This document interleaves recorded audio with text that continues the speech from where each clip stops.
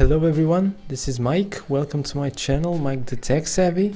I have a very interesting video for you today. The unboxing and a first look of the Samsung Galaxy S9. I have here the Duos version, which is dual SIM as well. Let's start with giving you a quick glance at the specs, if you don't know them already. This is definitely one of the most, if not the most popular Android devices on the market right now. Now let's get it open. The box looks very similar to the one of the Galaxy S8, but in the case of S9, we're greeted by this booklet first, which has the eject pin and some documentation inside.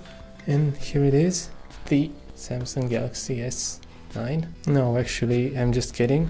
This is my S8, the S9 is right here, but I wouldn't blame you if you think that that one was the S9. They don't really look that different one to another.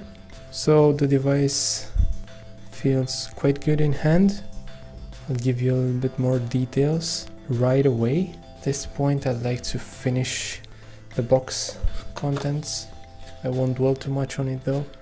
So we have the exact same things that the S8 had, an adaptive fast charger with the exact same specs, USB on the go, USB Type-C adapter, AKG tuned headphones, USB Type-C cable, and a set of ear adapters for these headphones. Here is the actual phone.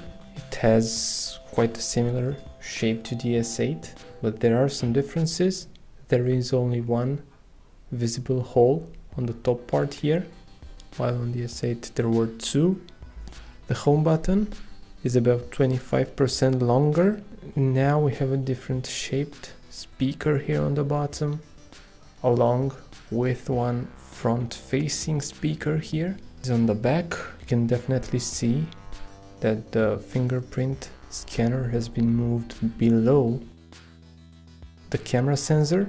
And another interesting change is that right here we now have a blood pressure monitor. This is a first for a mobile device. No other manufacturer has done it before. Of course, this is only a first look at the device. I will give you a full review on it. Probably even more importantly, I will give you my thoughts on the question that has now arisen. Is it worth the update from the Samsung Galaxy S8 to the new Samsung Galaxy S9? I'll try to be as objective as possible in this test. The device feels really nippy. It just updated itself, and now we do have the March security patch level. Some of the features of this phone are still in a beta stage, like the blood pressure sensor that I mentioned earlier. It's not really working as of now. You have Dolby Atmos, a first for Samsung devices. This should improve the audio quality. The general interface is the same as with the S8. There's nothing really that separates the two. What you have extra is the super slow-mo and the AR emoji. If we go to Pro mode, we can manually select the f1.5 aperture or the f2.4 aperture. This is important to note. I really think of the S9 as an incremental update to the S8. It's not a revolution, but an evolution of the same design and of the same features, more or less.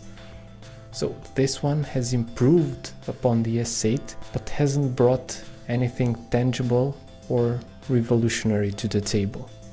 Therefore, probably next year we'll have a bigger surprise from Samsung.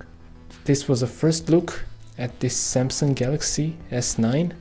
Thank you so much for watching this video. If you liked it, please do press the like button And if you'd like to subscribe to my channel, feel free to do so by clicking on the button right here.